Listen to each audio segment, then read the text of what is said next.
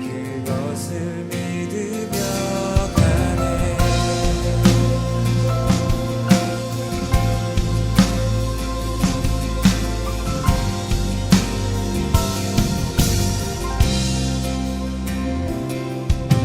주의 보좌로 나아갈 때에 어떻게 나가야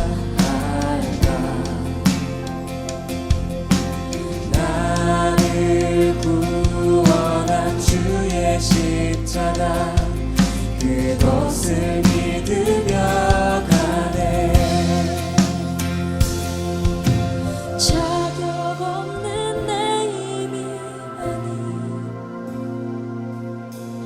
오직 예수님의 보혈로 자격 없는 내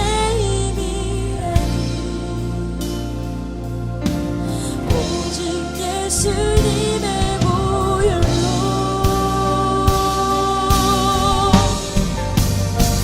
십자가의 보혈 완전하신 사랑 힘입어 나갑니다. 십자가의 보혈 완전하신 사랑 힘입어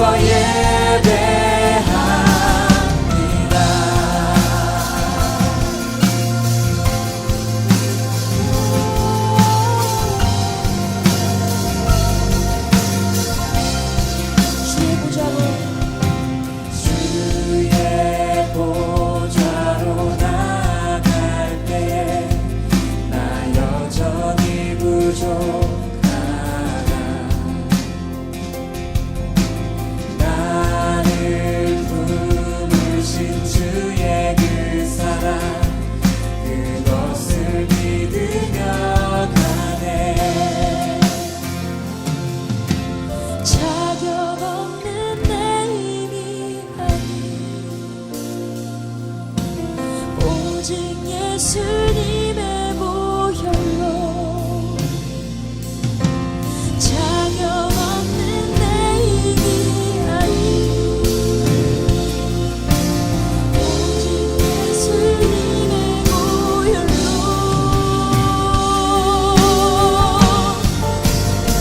십자가의 보혈 완전하신 사랑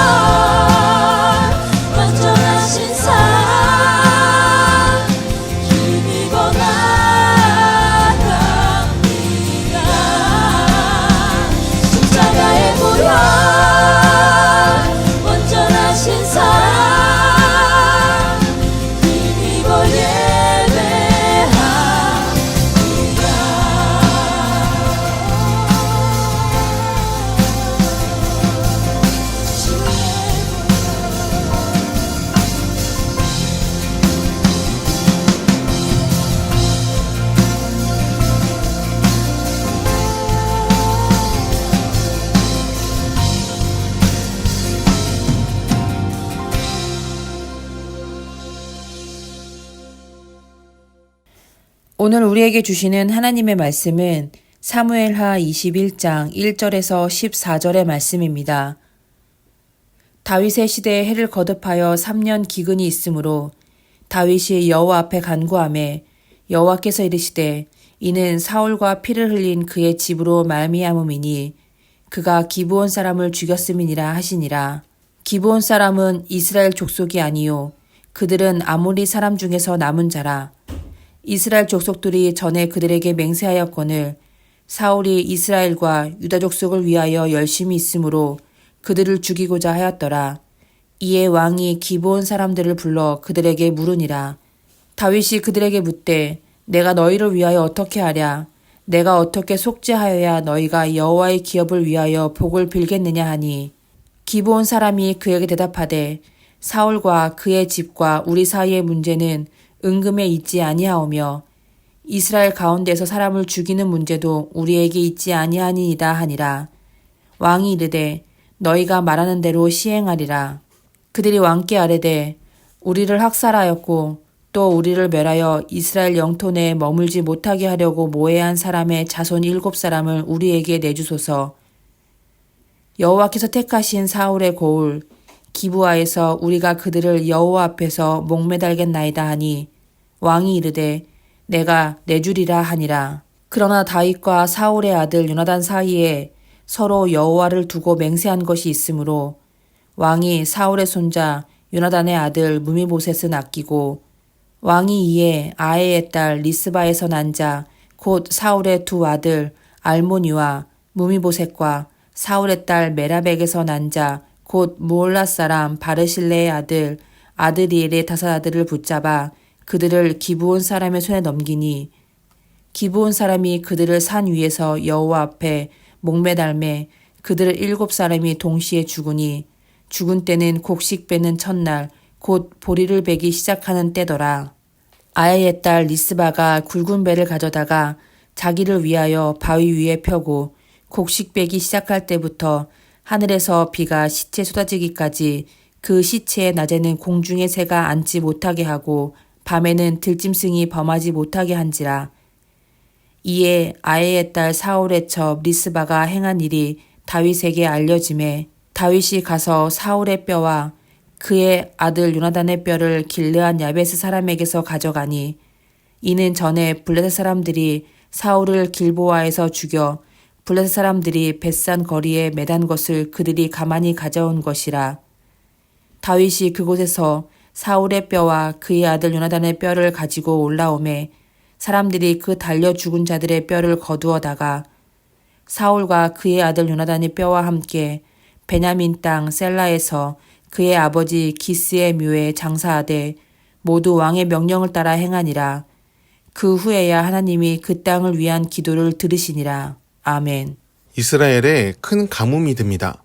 대책을 마련할 수 없을 지경에 이르자 다윗은 하나님께 간구하여 원인을 알게 됩니다. 사울왕의 치세 시절 기브온 사람들을 죽인 일이 있었습니다. 기브온 사람들은 가나안을 정복할 때 멸절되어야 했습니다. 하지만 그들은 속임수를 써서 이스라엘 사람들과 평화 조약을 맺었습니다. 하나님께선 속아서 했을지라도 그 약속을 지키도록 하셨습니다. 대신 그들은 성소에서 쓰이는 장작과 물품을 준비하는 일을 담당하게 되었습니다. 그런데 사울왕이 기브온 사람들을 학살했습니다. 그것도 하나님의 이름으로 가나안 땅의 온전한 정복을 이룬다고 하며 학살한 것으로 보입니다. 하지만 하나님께서 보시기엔 이는 약자를 핍박하는 횡포였습니다. 정작 몰아내라고 했던 대적들은 몰아내지 못하고 자신들의 지배 안에 있는 약자를 핍박하면서 하나님의 약속을 이룬다는 대의로 위장했습니다. 하나님이 보실 때엔 이는 악이었습니다. 다윗은 기브온 사람들을 불러 어떻게 하면 속죄가 되고 한이 풀리겠냐고 물어봅니다. 이에 기브온 사람들은 사울왕의 후손 7명을 내어달라고 합니다. 그들을 죽여 매달면 한이 풀릴 것이라 생각합니다. 아내가 이 본문을 읽으며 너무 잔인한 일이라 말합니다. 그리고 이것이 과연 하나님의 뜻이었는지 질문을 합니다. 요즘 시대의 관점으로 보면 이는 해결책이 될 수 없습니다. 조상의 죄를 후손에게 지운다는 것은 불합리한 일입니다. 하지만 고대 시대의 법으로 보면 충분히 가능합니다. 당시의 법은 이에는 이, 눈에는 눈입니다. 피해 보복이 법으로 가능했습니다. 그러므로 기브온 사람들이 택한 복수법은 이해 가능한 범위에 있습니다. 하지만 이것이 하나님의 뜻이었는지는 생각해 봐야 합니다. 하나님은 기브온 사람들의 억울한 한을 잊지 않으셨습니다. 그에 대한 재앙으로 가뭄을 내리셨습니다. 이는 기브온 사람들의 한을 풀고 상처를 돌봐야 한다는 뜻입니다. 기브온 사람들의 요구대로 7명의 사울왕의 후손이 죽었습니다. 하지만 가뭄은 풀리지 않았습니다. 죽은 자들의 어머니인 리스바가 시체 앞에서 애곡하며 울고 있었기 때문입니다. 억울한 이의 한을 풀고자 한 일이었지만 또 억울함을 호소하는 아픔을 가진 자가 생겼습니다. 이에 다윗은 그 아픔에 반응합니다. 그리고 자신이 할 수 있는 일을 합니다. 사울왕의 유골과 요나단의 유골을 모으고 거기에 희생된 7명의 시신을 수습해서 조상들의 묘에 함께 장사 지내줍니다. 그리고 그때서야 하나님께서 그 땅을 위한 기도에 응답을 하십니다. 여기서 하나님께서 진정 원하시는 것은 인애와 긍휼임을 알게 됩니다. 기브온 사람들의 고통을 외면하지 않으셨듯이 자녀를 잃은 어미의 고통도 외면하실 수 없었습니다. 비록 아픔이 있을 수밖에 없는 결론이었지만 하나님께서는 미움과 원한 대신 긍휼과 인애를 원하셨습니다. 오늘날에도 이런 아픔과 한이 있습니다. 1980년 광주에서 민주화 운동이 일어났습니다. 많은 사람들이 무도한 권력자의 손에 죽었습니다. 비록 오래전의 일이지만 아직도 고통을 호소하는 이들이 있습니다. 그 호소를 무시해서는 안 됩니다. 현 시대의 사람들, 특히 그 권력자들의 후손들은 귀담아 듣고 회복을 위한 노력을 해야 합니다. 작년에 가해자의 손자 한 명이 양심에 따른 사과를 한 적이 있습니다. 그 사람의 삶은 그다지 평온해 보이지 않았습니다.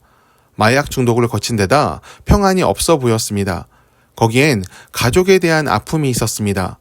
자신의 할아버지가 실제로는 반란의 주동자 학살자였으니 그 심적 고통이 컸을 것입니다. 그런데 더 힘들게 한 것은 자신이 그 수혜를 받고 컸다는 것입니다. 그리고 다른 가족들은 그것을 당연하게 생각하니 더 고통스러울 수밖에 없습니다. 그 사람이 광주를 방문해 추모탑에 헌화하는 장면을 봤습니다. 그 모습을 보며 욕하는 사람은 없었습니다. 그저 바라보며 눈물 흘리는 사람이 있었고 어떤 유족은 사과하는 그 사람을 안아주기까지 했습니다. 오늘날은 고대 시대처럼 피해 보복을 요구하지 않습니다.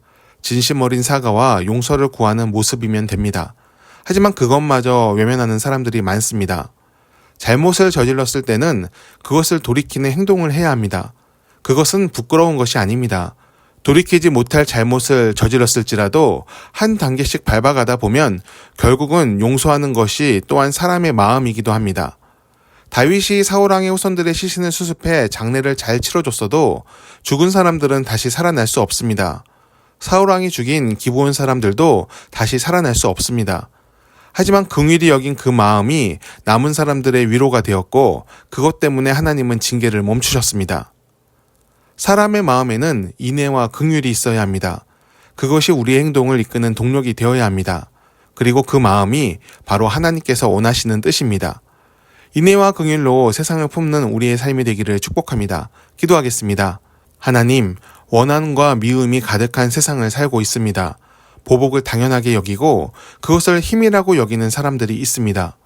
권력을 가진 자가 약자를 핍박하는 것을 보며 침묵으로 동조하는 사람들이 많습니다. 주님, 인애와 긍휼을 잊지 않는 사람이 되게 하옵소서. 아픔을 감싸며 잘못을 돌이키는 데 인색하지 않도록 하옵소서. 예수님께서 인애와 긍휼로 사람을 돌보신 것처럼 우리도 하나님의 마음으로 세상을 살게 하옵소서. 어리석으나 지혜롭게 하셔서 바른 선택을 하도록 하옵소서. 예수님의 이름으로 기도드립니다. 아멘.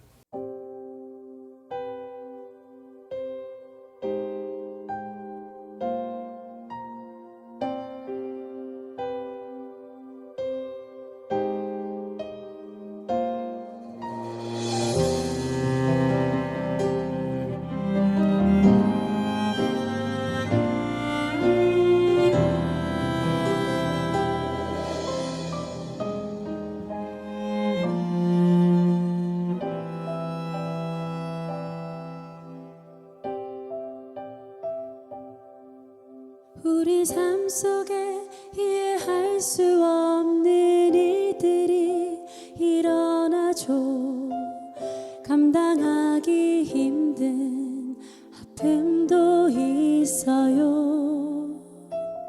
그럴 때마다 남들과 비교하며 하나님을 원망하곤 했죠. 하지만 이제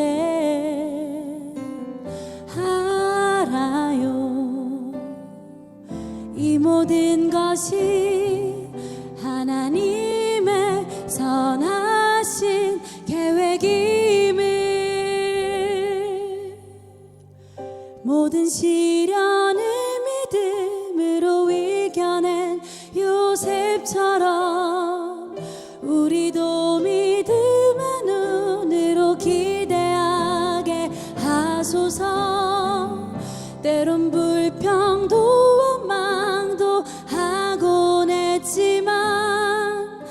이젠 알아요. 이 모든 것이 당신 사랑인 것을.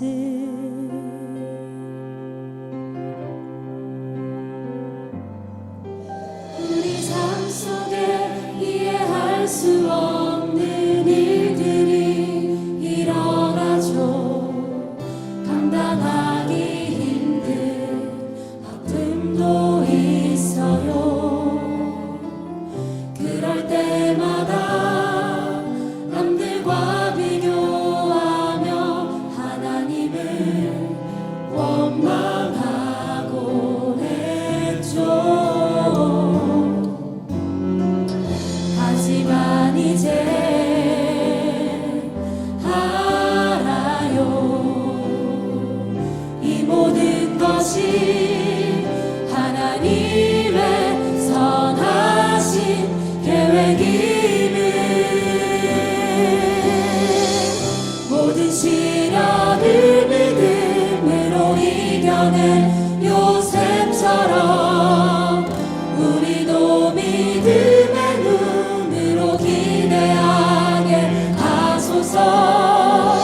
때론 불평도 원망도 하곤 했지만 이젠 알아요. 이 모든 것이 당신 사랑인 것을.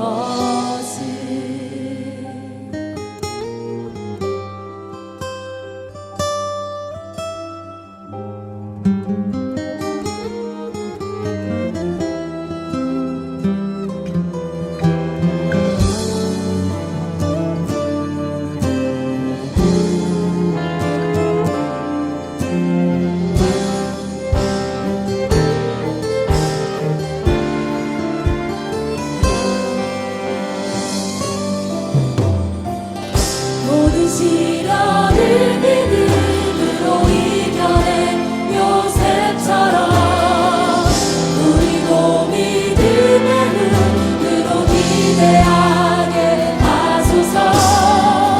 때론 불평도 원망도 하곤 했지만 이제 알아요.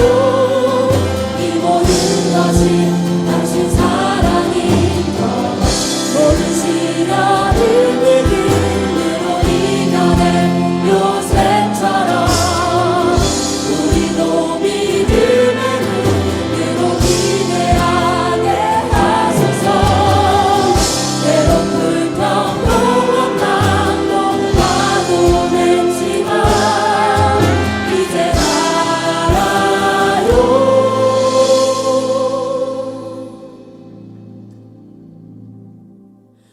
이 모든 것이 당신의 나를 향한